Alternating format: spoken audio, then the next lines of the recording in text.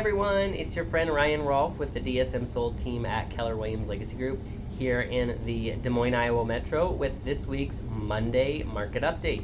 Can you believe we're already halfway through May? Time goes way too fast, especially the older you get. Anyways, without further ado, let's jump into what's going on in the market, what happened over the weekend.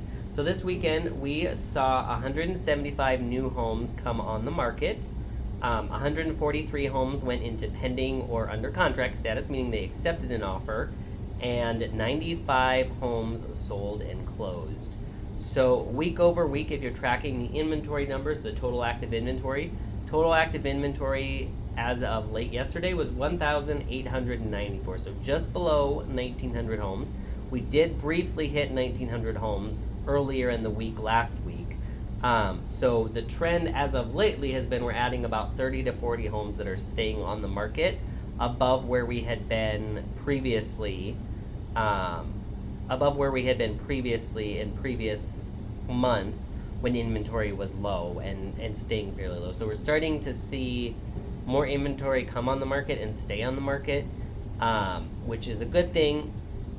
Overall, for buyers that are looking, that means less competition. As rates continue to go up, I am thinking that we're going to continue to see that trend as well. However, really it's going to depend on people that are selling as well. One of the reasons that people may not be selling right now is, well, guess what? Rates are up, so I don't want, I'm locked in at a 2% interest rate for 30 years. Why would I sell if I'm going to have to go into a higher rate? So that's where, as agents, we're talking to those potential folks that are thinking about selling about adjustable rate mortgages, or they can get a similar rate for 5, 7, 10 years, and then somewhere in that time frame, likely they're going to refinance or sell again. So on average, 7 to 10 years is how long somebody's going to live in each home. That's again an average, so some people live in their homes a lot longer, some people a lot less.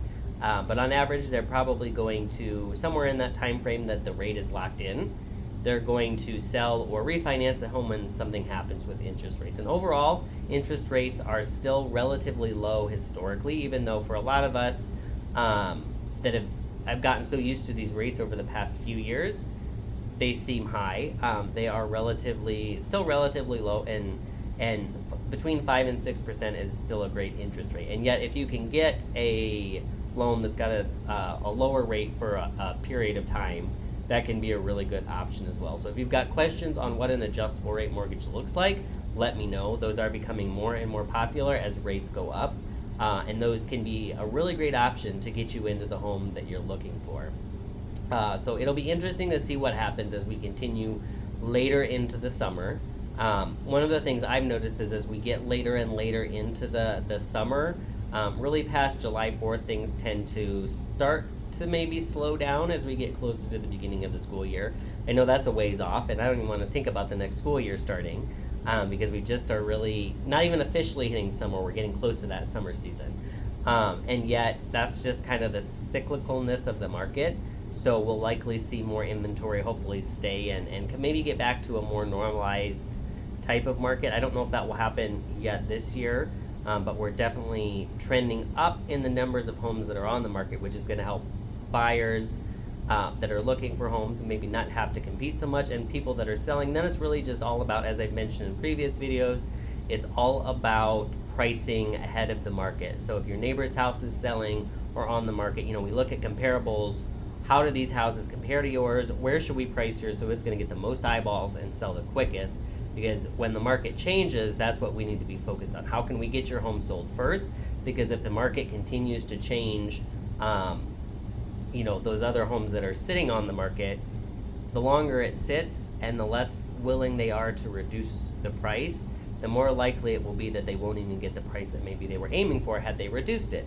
So some things to think about if you're buying and selling. As always, I could go on and on about real estate, so I'm always here to answer any questions you might have about Monday market update, what's going on in the market, or just to talk about real estate, or heck, even dogs, cats, whatever you'd like to talk about. I would love to connect with you. So have an amazing week, my friends. We'll talk to you soon, and take care. Enjoy the warm weather. Bye.